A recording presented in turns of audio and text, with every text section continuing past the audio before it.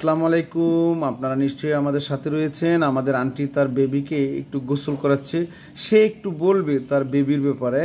আসলে সে প্রতিদিন এই বেবিটাকে গোসল করায়, হিন্দু মতে স্নান করায়, সেই জিনিসটা একটু ক্লিয়ার করে বলবে। আচ্ছা আন্টি আসিয়াত তুমি এটা কি করতেছো বলো তো? আমি আমার বাচ্চাকে গোসল করাচ্ছি। গোসল করাচ্ছ?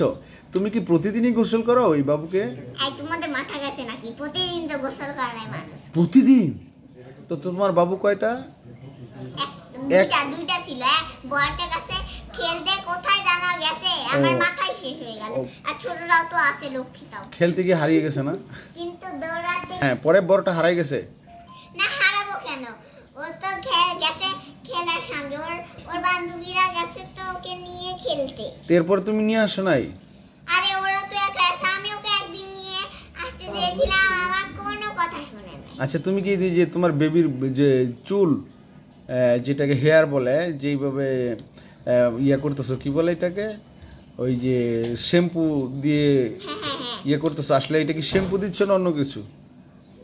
শ্যাম্পু দিয়ে তো গোসল করে না, শ্যাম্পু ছাড়া অন্য কিছু হইতে পারে, হার্বাল অনেক কিছু এখন বাজারে এসছে, সেইগুলো দিয়ে কিন্তু হয়, আমি দেখেছি। আচ্ছা তা যাই হোক, শ্যাম্পু দিয়ে দিয়েছি। তুমি শ্যাম্পু দিয়ে দিছো না? তো তুমি গোসল করো তো? এই তোমার বেবিকে যে প্রতিদিন গোসল করাও, তুমি করো? হ্যাঁ। কয়টার সময়?